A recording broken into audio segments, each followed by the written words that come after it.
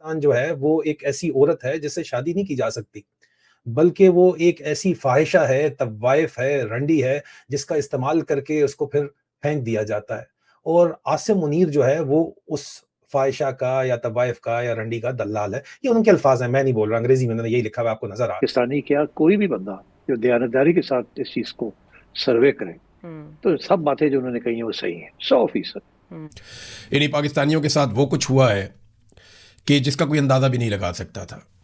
अब यहां से पाकिस्तान की मिलिट्री एस्टेब्लिशमेंट के पास दो रास्ते हैं, या तो वो बैकफुट पे जाएं और पाकिस्तान में निज़ाम को चलने दें, या वो निज़ाम को पूरी तरह से मजीद जकड़ लें, अपने मुखालिफिन को कुचल दें और अपने ज़ाती मफादात हासिल करें। तो हासिल क्या किया मिलिट्री एस्टेब्लिशमेंट ने? छोटे छोटे फायदों के लिए कौमी भाईचारे को कुर्बान कर दिया।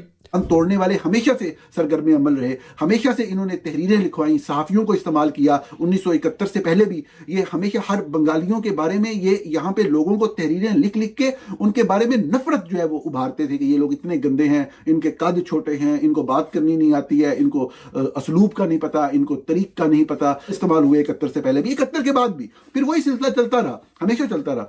ये सिर्फ एक आर्टिकल नहीं है, प्लीज ये समझ लीजिएगा।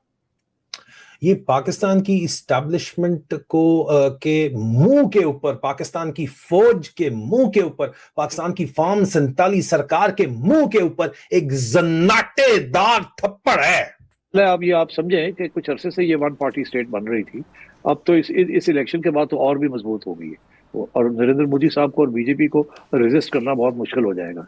ऐसा मनहूस जुमला है कि उस दिन से लेकर आज तक पाकिस्तानियों ने सुख का सांस नहीं लिया, और जो कुछ पाकिस्तानियों के साथ इस एक जुमले के बाद हुआ उसकी मिसाल कहीं और मिलती भी नहीं। वेलकम बैक टू पुराना पाकिस्तान। तो जब से इन्होंने कहा कि वेलकम बैक टू पुराना पाकिस्तान, उस वक्त से लेकर अब तक। नमस्कार दोस्तों, जय हिंद। पूर्व अमेरिकी ऑफिशियल ने ऑपरेशन सिंदूर के 1 साल होने के बाद पाकिस्तान और फील्ड मार्शल आसिम मुनीर की धज्जियां उड़ाकर रख दी है और सीधे तौर पर पाकिस्तान को तवाइफ यानी यूज करके फेंकने वाली वैश्य और आसिम मुनीर को दलाल करार दिया है, जिसे सुनने के बाद पाकिस्तानी सदमे में है। दरअसल अमेरिकी रक्षा विभाग के पूर्व अधिकारी माइकल रूबिन ने द संडे गार्जियन लाइव में एक आर्टिकल में पाकिस्तान और उसकी सेना को आईना दिखाया है और कहा है कि इस्लामाबाद का मानना है कि वो अमेरिकी राष्ट्रपति डोनाल्ड ट्रंप को बेवकूफ बना रहा है, जबकि सच इसके विपरीत है। रूबिन ने लिखा है कि वॉशिंगटन के दृष्टिकोण से पाकिस्तान शादी करने के लिए एक महिला नहीं है, जबकि इस्तेमाल करके फेंक देने वाली एक वैश्य है। और उन्होंने आगे कहा है कि पाकिस्तानी सेना प्रमुख आसिम मुनीर बस दलाल हैं। रूबिन ने तर्क दिया है कि पाकिस्तान पर भरोसा नहीं किया जा सकता और बोला है कि पाकिस्तान अपने आप को अमेरिका के सामने रणनीतिक रूप से अपने आप को ज्यादा आंक रहा है। ट्रंप जल्दी जाने वाले हैं, इसके बाद पाकिस्तान का वही होगा जो पहले भी हो चुका है। दुनिया की सुपर पावर अमेरिका ने पाकिस्तान को जो है वो किस नजर से देखा? क्या एक दोस्त की नजर से देखा, एक स्ट्रैटेजिक पार्टनर की नजर से देखा, या सिर्फ एक इस्तेमाल होने वाली चीज की नजर से देखा? आपको पता है क्या चीज इस्तेमाल की जाती है? और सबसे ज्यादा जलील होने वाली बात क्या है कि ये अल्फाज किसी पाकिस्तानी जर्नलिस्ट ने नहीं, किसी इंडियन एनालिस्ट ने नहीं, बल्कि वॉशिंगटन के senior American analyst Michael Rubin ने बोले हैं।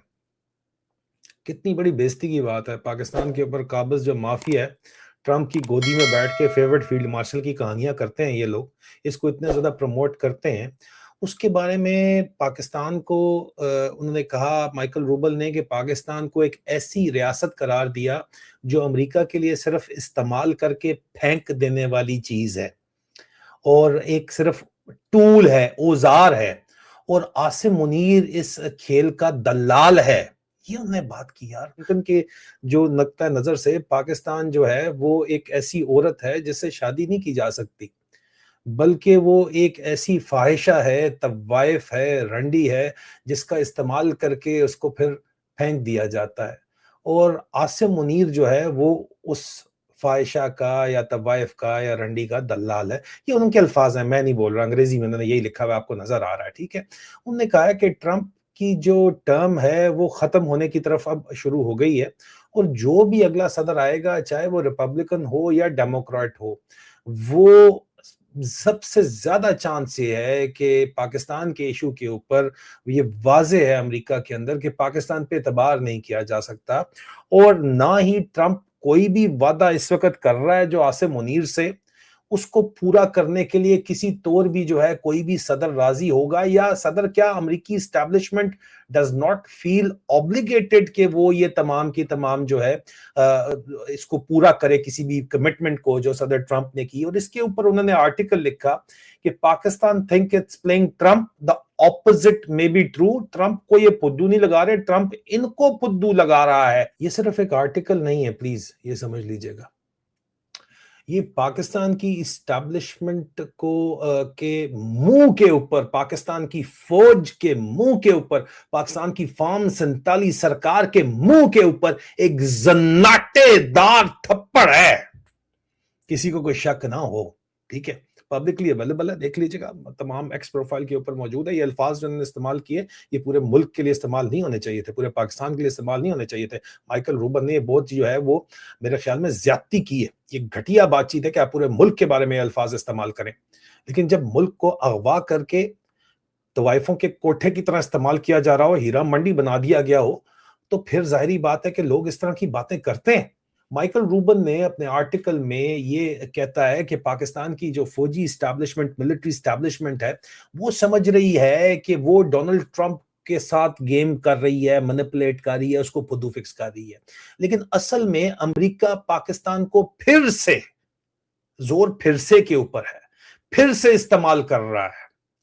माइकल रूबन कहता है कि जो अमेरिका को अफगानिस्तान में काम होता है, जब भी अमेरिका को अफगानिस्तान को प्रेशर डालना होता है, जब भी इंडिया को प्रेशर के अंदर डालना होता है, जब भी रीजन में उनको एक अपना दलाल चाहिए होता है या मीडिएटर, जिसको ये पीस मेकर बोल रहे हैं, वो चाहिए होता है, तब वॉशिंगटन इस्लामाबाद को गले लगाता है। लेकिन जैसे ही काम खत्म हो जाता है, रात गई बात गई, जैसे काम खत्म हो जाता है, अमेरिका पाकिस्तान को टिश्यू पेपर की तरह इस्तेमाल करके फेंक देता है। और तारीख इस बात की गवाह है। ये मैं नहीं कह रहा, ये आर्टिकल में माइकल रूबन साहब जो पॉलिसी एडवाइजर हैं, गोरी चमड़ी को तो वैसे भी बाप समझा जाता है पाकिस्तान के अंदर भी, हिंदुस्तान के अंदर भी, लेकिन हिंदुस्तान वाले फिर भी जो है वो कॉलोनियल माइंडसेट से आगे निकल गए हैं। सबसे बड़ी जो ट्रेजेडी है वो ये है कि पाकिस्तानी अवाम को हर दफा स्ट्रैटेजिक विक्ट्री का लॉलीपॉप दिया जाता है, जो इस तरफा मुनीर मिस्त्री को